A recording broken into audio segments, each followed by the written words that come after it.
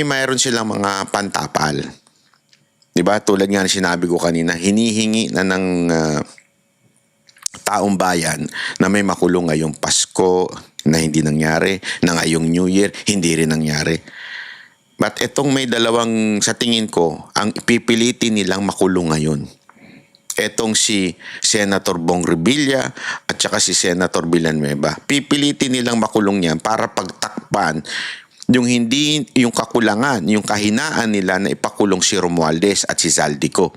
So naghahanap sila ng prominente. Alam naman po natin, artista si Senator Bong Revilla. Natural, magiging maingay. Tapos sasabihin ng iba, tingnan nyo na, nakulong na yan dati. Kaya talaga inulit niya yung kanyang kasalanan. Uy, sandali, linawin natin ito. Ito, political persecuted lang siya nung panahon ni Pinoy. Kasi nga, di ba, naalala nyo, dinala siya sa Malacanang at tinatanong, ba't di siya bumoto doon sa gusto ni Pinoy? At kung ano-anong inano sa kanya, hindi siya pumayag. Nung hindi siya pumayag, ikinulong ni Pinoy. Pinakulong ni Pinoy. At nung wala na si Pinoy, nakalaya. Bakit? Kasi hindi napatunayan yung mga akusasyon. Ibig sabihin, tulad ngayon, sinisira lamang yung perception. Sinubukan nilang sirain yung perception kay Bong Revilla noon . Ngayon, tandaan ninyo nung pinakulong yan, nung panahon ng mga dilaw, yan ang nakikitang tatakbong presidente nung panahon na yun. Kaya ini-eliminate na nila yung mga possible na tatakbong presidente nun. Kaya ipinakulong yan. At napatunayan sa korte na hindi po totoo yung mga akusasyon. Peke. Fabricated ang lahat ng mga ebidensya. Hindi napatunayan. This time, uulitin nila. Bakit? Kasi nga, maingay. Alam mo naman sa Pilipinas, mga kababayan talagang maingay pagka artista ang Ako, hindi naman sa inaano natin ng mga artista. Siyempre kasi pag artista, pag tumakbo, para bagang walang karapatan tumakbo, ganyan. Di ba? Lalo na yung ginagawa ni Lito Lapid dyan sa Senado. So, para bagang masarap pagtripan yan. Easy target, ika nga. Kulong. Kasi, isipin nyo ito ang bilis nilang kumilos pagkakalaban sa politika, pero pagdating sa katulad ng nila Zaldico, nila Romualdez, abay, ang bagal-bagal.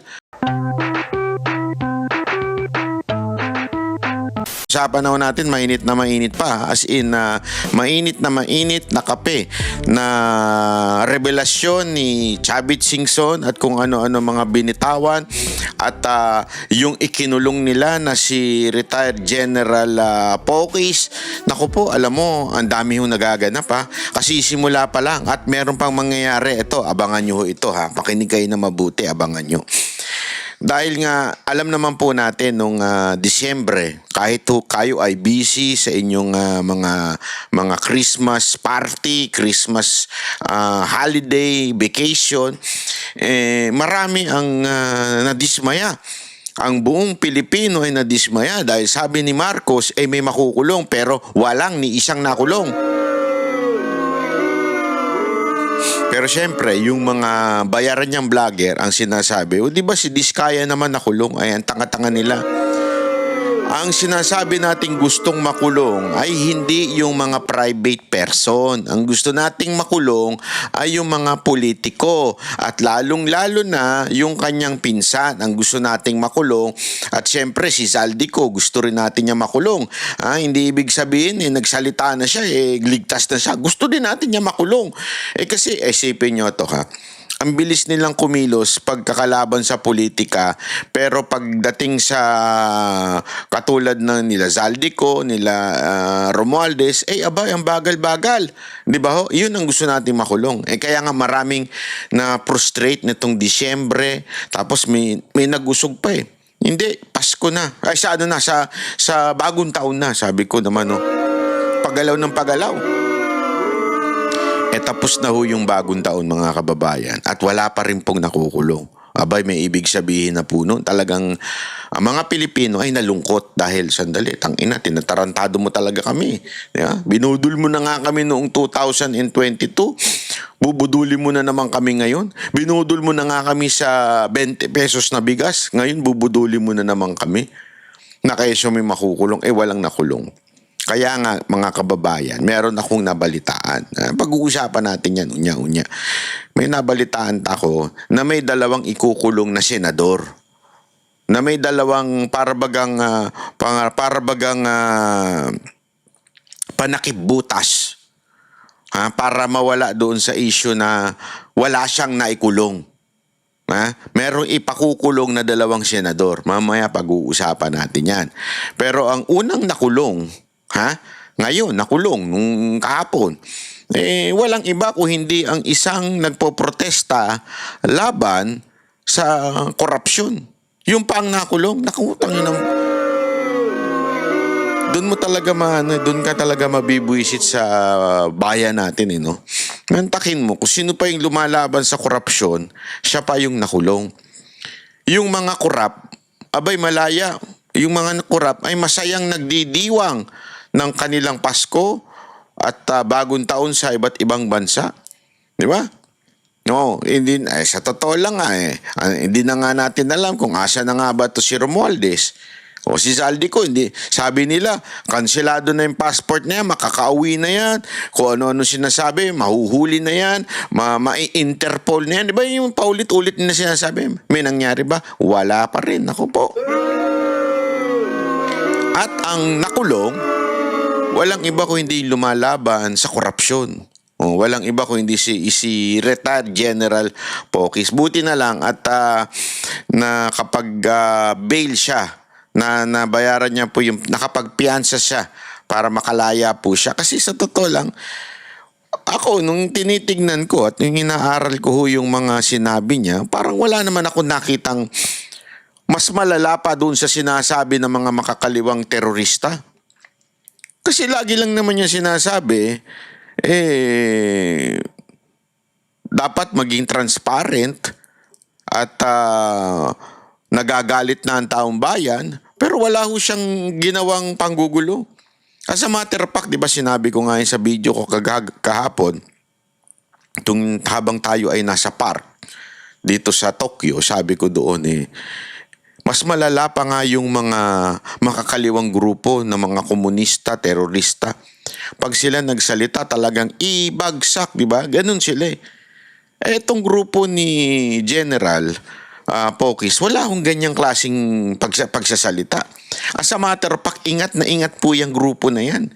Pag nasa rally, di ba, nasamahan po natin yung isang rally na yan. At sila po ingat na ingat. Meron pa silang mga warning na nung pinagsalita tayo, walang Marcos resign. Yung mga ganyan ba, napakaingat po nito mga to. Pero bakit yan ang inuna?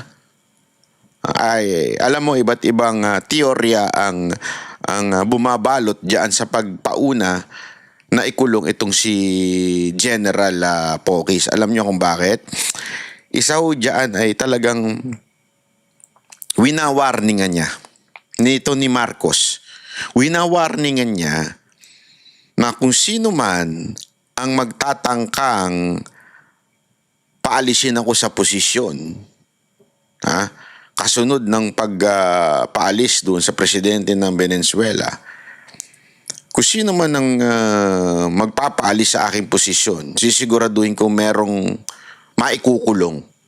Ayan yung niya yung bangbangang para bagang inaano niya sa tao na pag ikaw lumabang ka sa gobyerno nito, ikukulong ka.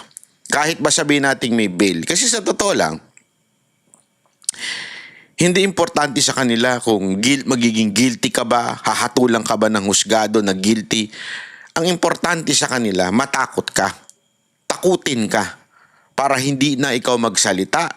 Kasi wala na silang magawa Frustrated ang taong bayan, galit ang taong bayan. Ngayon, konting trigger na lang, talaga nga namang baka paalisin na sa posisyon si Pangulong Marcos, di ba? So ngayon, winawarningan niya kung sino man ang mga magiging leader na paalisin siya sa posisyon, At pag ito ay naipakulong niya itong si General, isipin mo isang PM Mayor, retired general. Ha? Isang matapakatikas na tao, naipakulong niya. Ay, ibig sabihin lamang nun, kayong mga susunod na mga junior officer, kayang-kaya ko kayo ipakulong. Kaya wag kayong gagawa ng alam ninyong sasabit kayo dahil pag ako kinriticize nyo o sinabihan nyo, tandaan nyo, kritisismo lang ang ginawa nitong general, si retired general, kritisismo lang ginawa niya pero pinakulong niya. So sinasabi ngayon ni Marcos na kung sino man ang babati ko sa akin, meron kayong pupuntahan. Yan ay kulungan. O, ito, pakinggan natin yung pahayag ni retired general nung siya ay nakapag-bail na. Yung pag-aresto, naintindihan ko yon dahil trabaho ng CIDG yun. Ang hindi natin maintindihan at kinakababahalan natin ay bakit yung mga taong nagpapahayag ng mga damdamin nagpoprotesta dahil dito sa mga matinding korupsyon na ito ay kinakasuhan, inuhuli, inaareston tulad ko. Alam mo, ito sir, mawalang maistorbo na bago ka tumuloy sa iyong sinasabi. Talagang tama yung sinabi ng mga tao lalo na naalala ko I think it was Chavit Singson who said this na mas malala pa itong anak kesa dun sa tatay. Yung tatay, strong personality. Yun yung atake bilang isang pinapakita sa tao, strong. Pero itong isa, kunwari weak, kunwari tatanga-tanga, di ba? Hindi, alam mo yung kunwari hindi ako wala ako dyan. Hindi akong alam dyan sa mga ganyan. Kunwari ganyan. Yung para bagang laging feeling kawawa. Yan ang itsura niya Di ba? Totoo naman Yan yung feeling niya. Inaapi ako, kawawa naman ako. Ganon. Ganon ang estilo nitong presidente na to Kunwari kawawa siya. Pero in reality, sabi ng mga tao, kahit nga si Governor Chavit, sinasabi nga na ito'y mas malala pa sa tatay. Kasi bait-baitan. Which is totoo naman. Kaya mag-iingat kayo sa mga kaibigan ninyo na bait-baitan pagkakaharap kayo. Oo. Yung kunwari ang bait-bait, mag-ingat kayo dyan. Kasi may ibig sabihin lamang po niyan. Minsan yung bait-baitan pa yan na nanunuklaw. Oo. Sabi ko sa inyo, yung mga kaibigan ninyong mas okay pa yung masamang tao yung kaaway mo. Kasi yung kaaway mo, alam mong kaaway mo. Kaya mag-iingat ka. Pero yung bait-baitan, kala mo kaibigan mo, pag yan, nagbaba ka ng iyong guard, yung defensive nyo, yung pagiging defensive mo sa sarili mo, biglang aatake yan. Kasi nga demonyo. Parang ganyan daw si Marcos. Totoo. Kasi noon, lantaran Lantaran yung ng pag sa media, mga kalaban, opposition, lantaran. Ngayon, slight. Pinadadaan sa iba. Pinadadaan sa iba yung magsampa ng kaso, uutusan yung mga general nila, uutusan kunwari si politikong ganito, o kasuhan mo to para manahimik. Ganun ang ginagawa niya. Ibig sabihin, nag-a-appear siya na siya yung biktima, pero in reality, siya naman talaga yung mastermind na ito, gipitin mo itong tao na ito. Yun ang sabi ng iba, at yun din ang sinasabi ni former Governor Chavit, di ba? Na parang gano'n ang pag-uugali nito ni BBM. Ano sa tingin ninyo mga kababayan? Ako, para sa akin, dami kong alam. Madami kong kinaharap na kaso na yung iba na-dismiss na alam kong hindi naman gagawin ng tao na yun.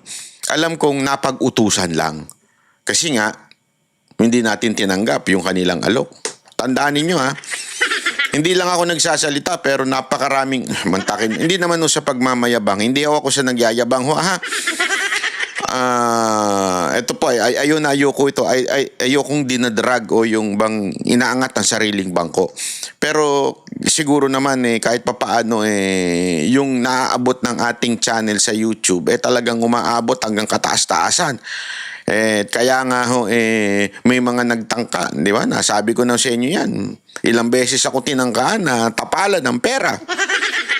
Nung hindi ako pumayag, dalawa yan. Dalawang higante yan. Hindi ko na lang sasabihin sa inyo, magkamag-anak pa yung dalawa na yun.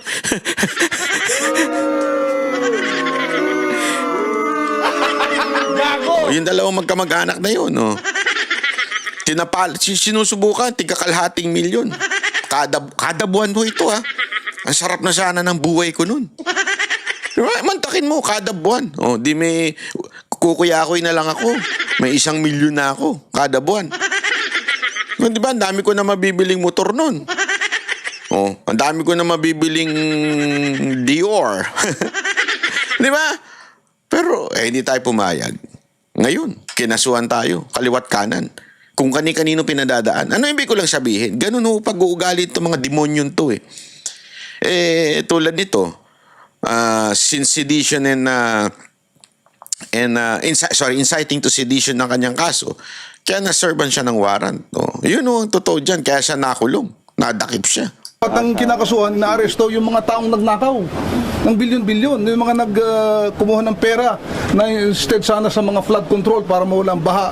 Ayun ang inaasam na inaantay natin na makulong, mapanagot, pero wala. Sir, yung background ng case po ninyo, inciting to sedition, meron daw po ba kayong mga naging pahayag ng pag-aaklas laban po sa gobyerno or sa AFP? Ayun na nga yung inciting sedition is parang nanghihikayat ng sedisyon na pabagsakin ng gobyerno. Hindi ho namin ginagawa yon sa gobyerno. Kami lamang ay nagpapahayag ng damdamin, matinding puot, galit ng mga tao. Tulad ninyo, tulad natin lahat, tulad ng mga pulis, tulad ng mga sundalo, na nararamdaman natin yung yun ang paglapastangan ng mga taong pinagkatiwalaan natin, ng mga taong binoto natin, na pagsilbihan tayo, pero sa halip, tayo ay winalangya. Ninakaw nila yung pera ng taong bayan. Yun ang gusto natin mapanagot. Ang bigyan ng justisya. Is it true, sir, na nakikayat kayo sa militar na mag-aklas po sa pamamalaan? Hindi, wala tayong mag-aaklas. Hindi po pwede yun. Yun, masasabi natin mag-aaklas, babagsakin ng gobyerno, talagang seditious yun. Pero hindi ko ginawa yun. Yun ang ginagawa ng United People's Initiative yun.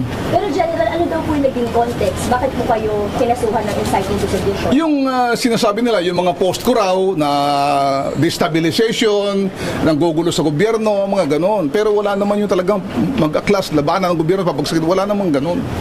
During the arrest, sir, nakaramdam ba kayo na parang may na-violate sa rights po ninyo?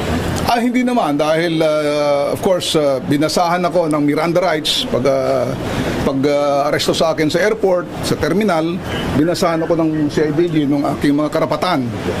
So unfortunately, yung karapatan na yun nakalagay doon ay I am entitled I have the right to counsel or legal counsel or legal assistance. Unfortunately kanina hindi nakapasok yung mga lawyers namin kaya Alam mo, ganyan na sila, nakakasanayan na nila. Dapat pagka ganyan, dismiss ka agad, mati ka agad dyan. Kasi kanina, kahapon, may lumabas na video na hinuli. Di ba? Matik yun Yung Miranda rights, kailangan may present lawyer ka pagka dinakip ka. Di ba? O at least man lang pinasunod, di ba? Siyempre right then and then, hindi pwede. Alam naman, antayin muna yung lawyer mo bago ka dakpin. Hindi pwede yun. Pero once na andun na nagsisisigaw na sa gate si Topacio, si Atty. Topacio, pero hindi pinapasok. Abay, malaking yun, malaking katarantaduhan po yun.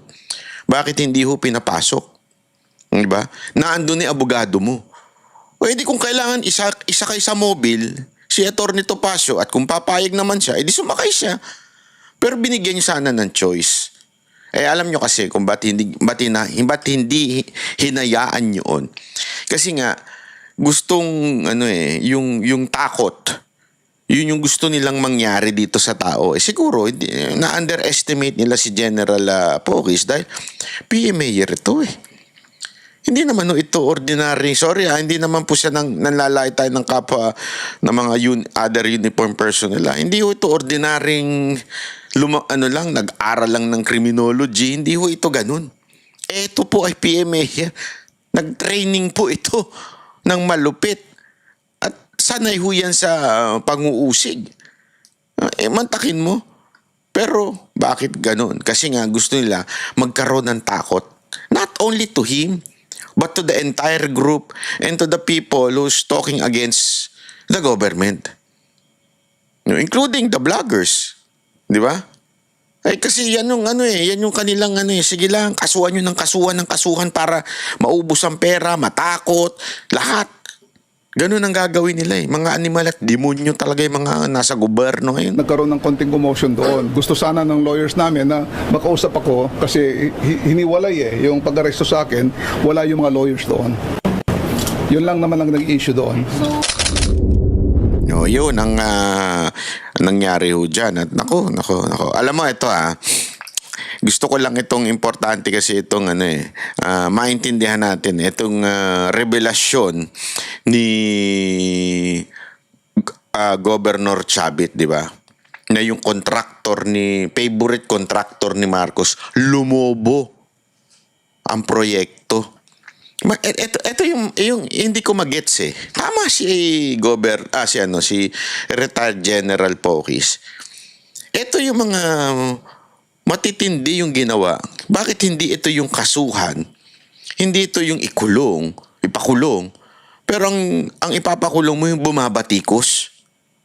Napakamalaking katarantaduhan nun, mga kababayan. Tingnan ninyo kung gaano katindi nito. Malalim daw ang ugnayan ni na PBBM at ng kanya umanong paboritong contractor sa Ilocos Norte. Mula nang maupo ang Pangulo, lumobo raw ang mga kontratang nasusungkit ng kumpanya mula sa gobyerno. Ang detalye sa exclusive agenda report ni Joash Malimban. Tila mayroon daw favorite contractor si Pangulong Bongbong Marcos sa Ilocos Norte. Yan ang inilahad ni former Ilocos Sur Governor Chavit Singson sa isang press conference ngayong araw. Ang contractor daw na ito, walang iba kundi ang Megapolitan Builders and Construction Supply. Bawal yan, pero paborito na ng kontraktor. Karamihan, bilyon ang binigay sa kanya. Noong konsyal pa lang itong si Alcid, kontraktor na, paborito na ni Bongbong Marcos na kontraktor ito. So, wala na silang hiya. Konsyal pa lang, favorite contractor na ito ni Marcos. Mayor na, binigyan pa ng bilyones na construction. Isipin mo mayor na, meron contractor pa rin siya ng gobyerno na pinagbabawal. Ayan po'y napakalinaw ng pagkasabi ni Governor Singson, ni former governor. Mantakin mo, mayor na daw. Itong kaibigan ni Marcos, nakakatanggap pa ng proyekto sa pamahalaan. Allegedly. Ganong katindi. At ito nga, ni-research din mismo ng bilyonaryo. Totoo ba yung sinasabi ni Governor Chavit? Kasi remember ito po'y hindi lang basta-basta akusasyon. Ito po'y may ebidensyang inilabas si Chavit. At pinag-aralan din ng bilyonaryo. Sinisigurado, totoo ba yan? At ito napatunayan nila. Matindi. Flood control sa Ilocos Norte. Una nang iniulat ng Billionaire News Channel na direktang pagmamayari ni incumbent Lawag City Mayor James Brian Alcid ang Megapolitan Builders. Hanggang sa kasalukuyan, pangalan niya ang nakalagay bilang authorized managing mayor na yan Tandaan ninyo, pinagbabawal sa batas yan. Even mayor siya pa rin ang managing officer saan ka nakakita nun sa Pilipinas, mga kababayan? Bawal. Nasa batas. Politiko ka. Pumasok ka sa proyekto, nasa gobyerno, ikaw ang mayor. Anak ng tutsang kalabaw yan. Katarantaduhan, di ba? Tapos ang may ganang pakulong ni Marcos, etong sila Pocis, kagaguhan officer ng kumpanya sa DPWH Contracts. Kahit na 2022 pa siya nagsimulang umupo sa pamahalaan bilang konsehal. Matapos si endorso ng Team Marcos noong 2025 elections, tinalo niya sa pagkaalkalde ng Lawag City si former Mayor Michael Marcos Quion, isang kilalang kritiko ng pamilyang Marcos. Kahit tinalo niya isang Marcos na kritiko ni BBM. Ito kaaway ito ni BBM, pero Marcos ito tinalo. Mantakin mo, natalong isang Marcos doon sa lugar nila. Ano nangyari yun? Tanong natin kay Chairman George Garcia. Alam mo naman yun, si Himala. Kasalanan ba? Umingi ako sa'yo ng himala. na pinsang buo siya ni PBBM. Sinuri ng Billionaire News Channel ang mga kontratang napanalunan ng Megapolitan Builders. Yan. 2016 hanggang 2025, 2016 hanggang, ayan, abot sa 334 contracts worth 8.8 billion pesos 8.8 billion. Wow. Mga kababayan, billion ito. Pag 8.8, sabihin mo na i-round up na natin sa 9. Okay, 9 billion na proyekto. Ibig sabihin yan, 9,000 million. Ganun kalaki yun. Yung 1 million na nga lang. Ang hirap ng bayaran sa credit card. Ayan, 900 million. Kasi 9 billion ang nakubra ng kumpanya. Pero kung hihimayin ito, tila mas malaki pa ng 5 beses ang nakubrang kontrata ng Megapolitan Builders mula 2022 hanggang 2025. 2022 times 5. Ito hindi ho ito si Chabit lang. Bilyonaryo na, isang media na ang naglabas nito. Na talagang nag-times 5 yung kanyang nakuhang kontrata sa gobyerno. Kaysa 2016 hanggang 2021. From 2016 to 2021, 152 contracts worth 1.9 billion pesos. Nung 2016 to 2021, that is more 5 years. Nung panahon ni Pangulong Duterte, meron na ito 1.9. Ito yung mga panahon na alam naman natin, hawak nila ang Ilocos o mga congressman dyan, mga bata nila. Pero tingnan niyo yung susunod Ang nakuha ng Megapolitan. Marami pa sa mga kontrata nito mula 2016 hanggang 2018, naka-joint venture sa iba pang mga kumpanya. Gumamit pa ng ibang di ba? Wait, yan yung ginagawa nila para makalusot joint venture di ba? Gumamit pa sila ng iba kasi siyempre nahiya pa sila kay siguro iniisip nila hindi atin itong speaker na ni Duterte. So, kailangan medyo palusutan muna natin. Di atin to. Pero nung 2022 na, tingnan nyo, garapalan na.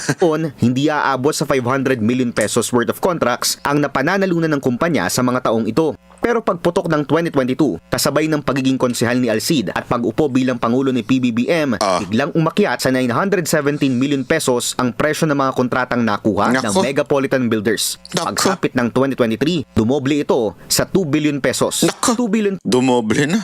Noong unang taon pa lang, pumalo na ng alaki. Ngayon, nung naging 2023 na, dumoble na. Worth of contracts muli noong 2024 at 1.8 billion pesos naman noong 2025. Sa kabuuan, aabot sa 6.9 billion pesos ang presyo ng mga kontratang nakuha ng... Yung kanina kasing almost 9 billion, kasama yung 2021, kasama yung 2016 to 2021. So kung tatanggalin mo yun, ito na daw yung from 2022 hanggang ngayong kasalukuyan ay 6.9 billion. So i-round up natin 7. So 6.9. Kumpanya sa loob lang ng 3 taon mula 2022. Malayong malayo sa 1.9 billion pesos worth of contracts na nakuha nito sa loob ng 5 taon mula 2016. So imaginein mo malayong malayo from the 5 years na hindi si BBM ang presidente at nung naging presidente in 3 years ang laki ng nilobo. Ano ibig sabihin nun? Hindi. Tanga na lang ang magsasabing it's a coincidence. Ano kayo sasabihin ni Auntie Claire? Ayan na lumalabas na. Sasabihin niya, walang kinalaman si BBM dyan. Singhot pa ng utot. Yan naman ang ginagawa ng mga ngayon Singhot ng utot ni BBM. Tapos, ilalabas nila sa bibig nila, iba. Pero akala nila mabango, mabantot din. Parang nagkaroon ng utot sa bibig. Tama, mali. Hanggang 2021. Hindi pa kasama dyan ang JC08. Ito pa, meron pang JC08 Builders. Talagang, sino naman to? Isipin mo yung pagiging garapal nagkaroon ng extension. Ano tong extension? Pakingge. Builders Corporation na nakakuha ng 123 contracts worth 679 million pesos mula 2024 na nakapangalan naman sa kapatid ni Alcid. Kita nyo yung katarantaduhan, ano?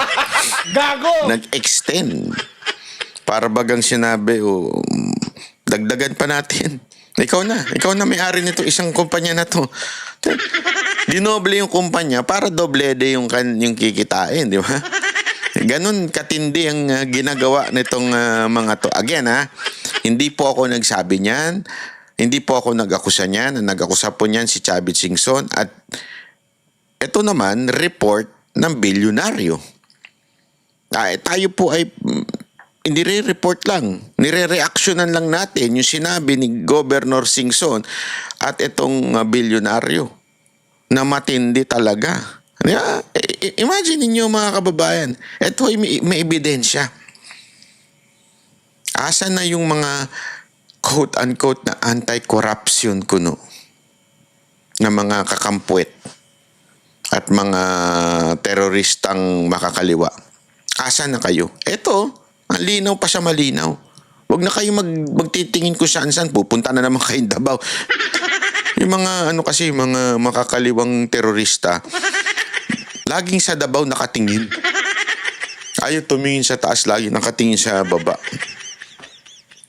I mean ang baba, yung south, Ganun eh. Sinubukan ng Billionaire News Channel na kunin ang panig ni Mayor Alcid pero hindi ito tumugon sa aming mensahe. Kung ayaw mong, dito ka na lang, magsalita. Sa ko, Mayor Alcid, ikaw ay malayang kontakin mo ako. Kung gusto mong banatbyofficial@gmail.com, kontakin mo ako kung nais mong marinig ang iyong panig. Paririnig natin ang iyong panig dito sa ating himpilan. Kasi inakusahan ka ni Governor Singson. Bata ka daw na BBM. Tapos itong bilyonaryo ay may nilabas namang mga ebidensya laban sa'yo. Ano masasabi mo dyan? We are open to your opinion. Basta itong sigurado tayo. Nga ang mga kakampuet. Nga ang mga teroristang makakaliwa. At lahat pa ng mga bayarang vlogger ni Marcos, paano nyo to i-deny? Ano ang instruction sa inyo ng boss ninyo si Auntie Claire? Sige nga. Anong instruction sa inyo? Paano nyo i-deny ito? Yung paglobo ng nakuhang kontrata mula sa gobyerno nung presidente na si Bongbong Marcos. Etong kaibigan niya. Tandaan ninyo in-endorse pa nga ito ng partido ni Marcos eh. Ito pa nga ang inilaban nila doon sa pinsan na kaaway. Pinsan ni Marcos na kaaway niya. Ito ang inilaban. Ibig sabihin, talagang bata niya to. Diba? Yun ay malinaw. Established na yun. Bata niya to. Bakit ganyan? Alam niyo mga kababayan kung bakit. Kasi mayroon silang mga pantapal. Diba? Tulad nga na sinabi ko kanina, hinihingi na ng taong bayan na may makulong ngayong Pasko na hindi nangyari, na ngayong New Year, hindi rin nangyari. But itong may dalawang, sa tingin ko, ang ipipilitin nilang makulong ngayon. Etong si Senator Bong Revilla at saka si Senator Villanueva. Pipilitin nilang makulong niyan para pagtakpan yung kakulangan, yung kahinaan nila na ipakulong si Romualdez at si Zaldico. So naghahanap sila ng prominente. Alam naman po natin, artista si Senator Bong Revilla. Natural, magiging maingay. Tapos sasabihin ng iba, tingnan nyo na, nakulong na yan dati. Kaya talaga inulit niya yung kanyang kasalanan. Uy, sandali, linawin natin ito. Ito, political persecuted lang siya nung panahon ni Pinoy. Kasi nga, di ba, naalala nyo, dinala siya sa Malacanang at tinatanong, ba't di siya bumoto doon sa gusto ni Pinoy? At kung ano-anong inano sa kanya, hindi siya pumayag. Nung hindi siya pumayag, kinulong ni Pinoy. Pinakulong ni Pinoy. At nung wala na si Pinoy, nakalaya. Bakit? Kasi hindi napatunayan yung mga akusasyon. Ibig sabihin, tulad ngayon, sinisira lamang yung perception. Sinubukan nilang sirain yung perception kay Bong Revilla noon eh.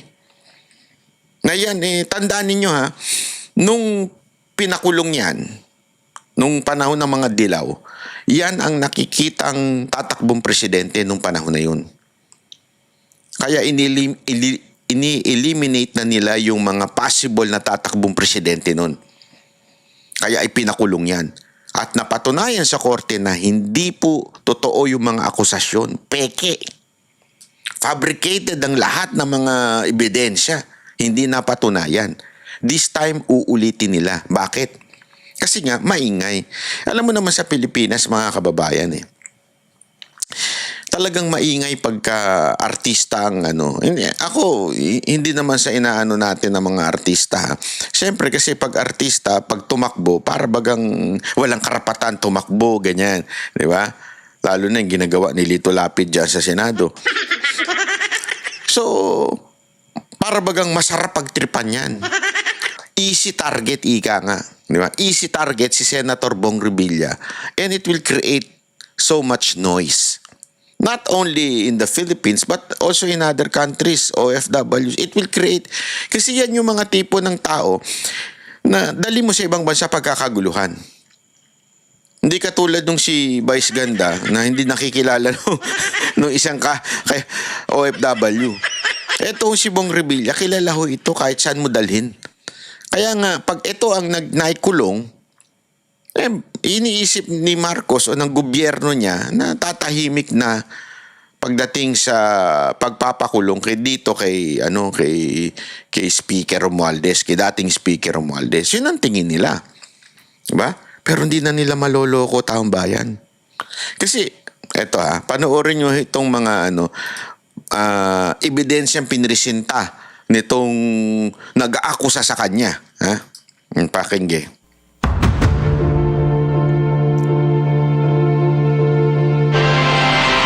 Naghain ng kontra salaysay sa Department of Justice sina Senador Joel Villanueva at dating Senador Bong Revilla na parehong inireklamo kaugnay sa pagtanggap umano ng pera mula sa manumalyang flood control projects.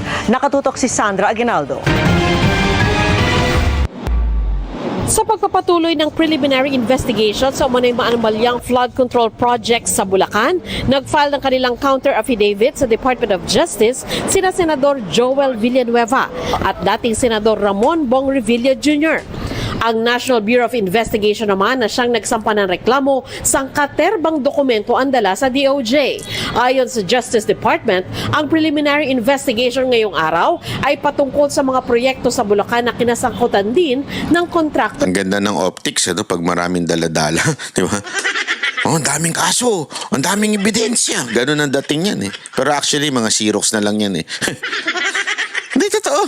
Walang biro. Di ba, ganyan di ginawa doon kay VP Sara Duterte, di ba, sa impeachment. Ang daming papel. Sa totoo lang, sa isang kopya kasi niyan, mga 10 o 15, kunwari sa isang dokumento na may 10 pages o 20 pages, kailangan i-xerox mo yan ng 15 pages, minsan 20 pieces. So imaginein mo kaya dumadami ng ganyan at magandang tignan. Hindi ko alam, makalumang na yan pero pwede naman lagay na lang sa USB. Di ba?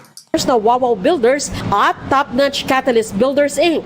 Sabi na DOJ, idiniklara ang mga proyektong 100% complete pero ang iba ay ghost project naman o kaya ay hindi kompleto. Naharap sina Villanueva. Isipin mo yun ghost project daw tsaka sandali. Ako kasi, alam mo kung ba't ako duda? Hindi senador ang may ng distrito, congressman. Ang senator national ang influence. Hindi yung kaniyang distrito. Wala siyang hawak na distrito. Kaya nga parang medyo malabo, napakalabo talaga. Hindi lang medyo, malabo talaga. 'Di ba? Malabo ito. Bakit makikialam? Anong pakialam ng una-una? Sabihin na natin, kunwari totoo yung sinasabi nila, may allotment, ganto-ganto. Hindi naman susunod dyan yung mga nasa baba, kung hindi yung congressman. Kasi iba ang power ng congressman pagdating sa district, sa local. Antindi ng power ng mga congressman compare sa senador. Kaya napakalabo nito. Ito lang kasi pag ito kasing dalawa kinulong, para bagang mas maingay, mas malakas ang noise na masasapawan po yung kay Speaker Romualdez. Bigyan ko kayo ng halimbawa. Alam nyo ba yung AirPods, di ba? Yung noise cancelling, di ba? Yung AirPods, yung iPhone na AirPods, o yung kung ano mang brand. Yung noise cancelling, alam nyo ba kung paano nag-work yun? Ayun ay nagbabato rin ng tunog palabas para mablangkohan niya yung tunog paloob. And that sound you cannot hear. Pero meron yun. So hindi yun yung akala mo na, kasi iisipin mo na mabuti, paano niya tinatanggal yung noise? Yung certain frequency, paano niya tinatanggal yun? At tinatakpan niya ba yung tenga mo? Hindi. Kaya nga may power ang noise cancelling. Diba? At pagka puwari yung boss, ino-on yun. Kasi nagbabato yun ng tunog din papalabas. Para yung papasok, hindi mo masyado madidinig. Mababawasan. Ganon po ang ginagawa dito. Ang ginagawa, nagkikreate sila ng noise para mabawasan yung noise na ipakulong si Romualdez. That's the truth. At Revilla sa magkahiwalay na reklamo. Si Senator Bong Revilla in these 6 cases, sa respondent lang po siya sa isa. Okay, tapos si Senator Joel Villanueva is also a respondent in another case in one of the 6 cases. Doon po sa 6 na yon, the charges are multiple. So we have direct bribery, indirect bribery, corruption of public officers. We have a violation of the Anti-Graft and Corrupt Practices Act, which is RA 3019. Tapos may Bakit hindi ang kasuhan nila yung... Isipin mo ito, ha? Bakit yan ang kinakasuhan ninyo na wala namang direct contact? Na wala, as in, mamaya, i-discuss dyan. Pero yung mismong mayor na pumasok sa kontrata sa gobyerno, ayaw niyong kasuhan. Dahil ba masasabit si Marcos? O anong klase kayo? violation din po ng the Government Procurement Act and also a violation of the conduct of bid rigging in the procurement process. Tig-isa po sila, pero hindi lang po sila yung respondent sa mga kaso na yon. So we have multiple respondents including DPWH officials. Muli na maitinanggi ni Villanueva na nakinabang siya mula sa flood control projects sa Bulacan. Alam na alam niyo yung nangyayari tungkol sa flood control, kinamumuhian natin for so many years. Yung away namin ni Zaldico, tapos doon sa complaint, 1% daw binibigay ni Zaldico sa akin. So, And I believe that. I believe that. Sabi ko nga sa inyo ito ang dahilan kung bakit ako kinasuhan ni Zaldico. Alam niyo ba yun? Oh! Kaya kalokohan yung sinasabi na magkaibigan sila na 1% inaabot dito. Yung nag-privilege speech to tungkol sa laptop, tungkol sa family. Basta, nung binanggit niya si Zaldico, naggawa tayo ng reaction video. And from that reaction video, kinasuhan ako ni Zaldico. Nagigets nyo? Nag-react ako sa sinabi ni Villanueva. Kung magkaibigan sila ni Villanueva, pwede sabihan ko na lang si Villanueva, kausapin mo nga yung kaibigan mo. Bakit ako kinasuhan? Kasi nga, ito, binabatikos niya na noon pa si Zaldico. I-rewind ninyo. Huwag kayo maniwala sa akin, i-google ninyo. Alam na alam ko yan, kasi yan ang dahilan ba't ako kinasuhan. Ha? Yung tungkol sa Parmali at saka yung tungkol sa yung SunWest, yung sa laptop. Yan ang dahilan. Tapos sasabihin na binibigyan siya ni Zaldico. Di sana hindi na ako dinamanda ni Zaldico. that's ridiculous. Ayon sa kanyang abogado, meron silang 3 testigo kasama na rito ang staff ni Villanueva na kinilala ni dating Bulacan District Engineer Henry Alcantara bilang peng na inabutan umano niya ng 150 million pesos sa rest house sa Bulacan. Sabi ni Alcantara, para raw ito kay Villanueva bagamat hindi umano alam ng senador na mula ang pera sa flood control. Pero sabi ng kampo ni Villanueva, hindi totoo ang paratang ni Alcantara. Walang binigay. Walang binigay. So, nasa ng pera ko? Nasa kanila siguro. sa engineer. Saan pa pupunta? Si Revilla Alam mo yan kasi yung problema eh. Yan yung sinasabing na madaling man name drop. Ini-name drop sila, tapos sasabihin, tao, staff ni ano, mga gago rin kasi minsan yung mga tao eh, porket staff, gagamitin sila, para kay Sen, para kay ganito. Pero sa totoo lang, wala namang binigay. Di ba? man, hindi nagpaunlak ng interview pero ayon sa kanyang abogado, walang basihan ang akusasyon laban sa kanya. Matatandang idinawit si Revilla sa flood control ni na Alcantara at dating DPWH Undersecretary Roberto Bernardo. Ayon kay Bernardo, tumanggap si Revilla ng 25% commission mula sa flood control.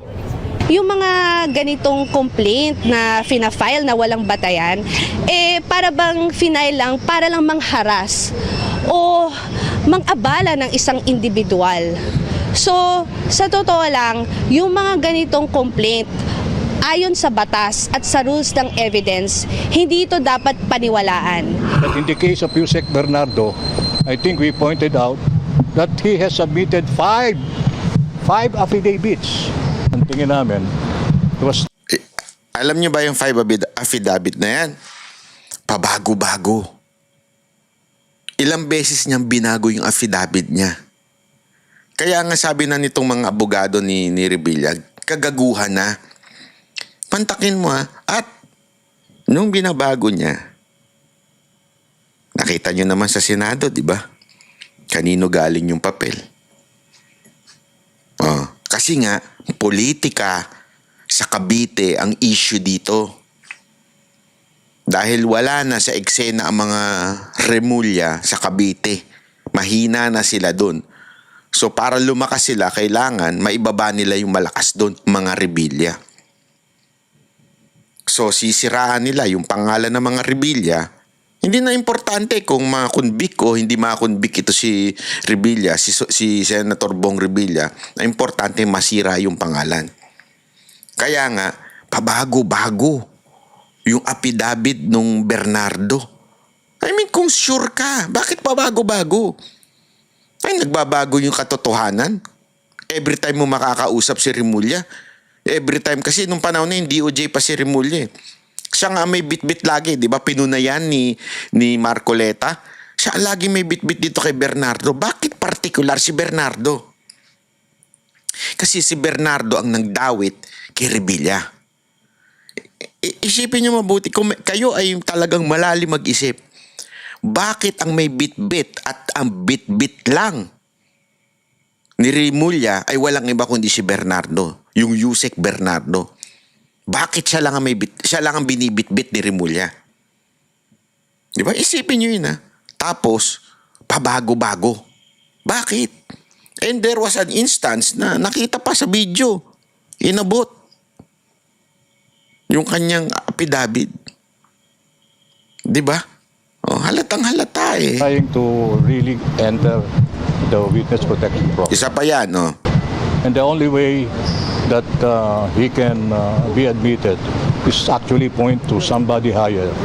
Kaugnay pa rin So isa pa yun na dahilan para magkaroon ng dahilan para maging state witness itong si Bernardo. Kailangan niya magtuturo ng mas mataas. Malamang wala siyang personal knowledge dito kay... Ewan ko kung wala siyang personal knowledge kay Romualdez o baka naman iniilag lang niya si Speaker Romualdez. At kasi kung iilag mo si Speaker Romualdez, sino ituturo mo ngayon? Di ba? Hindi naman pwedeng si Zaldico.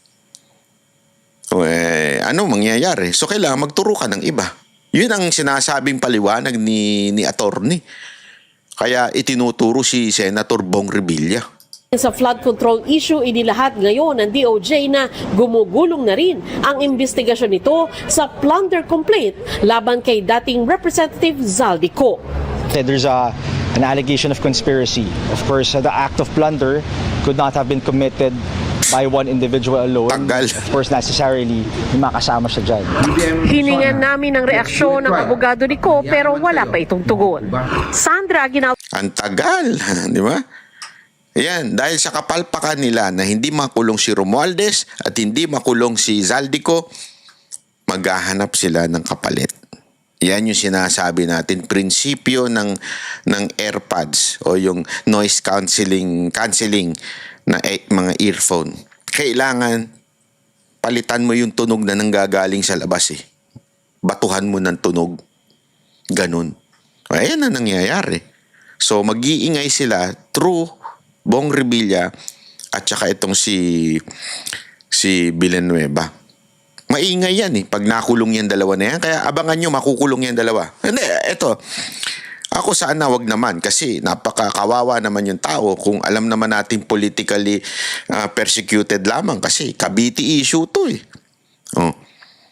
Pero kung makukulong yan dalawa na yan dahil lang sa political issue, abangan natin. Dahil ibig lang sabihin nun, talagang pinagtatakpan nila si Romualdez at si Zaldico. Diba? Yung kapalpakan nila kay Romualdez at kay Zaldico, pinagtatakpan nila. Naku po. Kaya mga kababayan, lagi yung tatandaan ha. Manood lang kayo sa Banat Bay kasi dito ipapaliwanag natin kung anong tunay na nangyayari. Kasi yung mga kasinungalingan dyan ng mga vlogger ng ni Marcos ay talagang namamayagpag sa, alam mo na. Tapos yung mga kakampuit pa. Kasi talagang, ito kasi, iniilag nila si Romualdez, iniilag nila si Marcos, iniilag nila si Zaldico. Ayaw ko kay Zaldico kung ngayon iniilag pa rin nila. Pero ang sigurado ko, ang iniilag nila si Romualdez at si Marcos bilang mastermind. Yan ang ginagawa nila. Kaya kung sino-sino ituturo nilang malaking pangalan na tatapal doon sa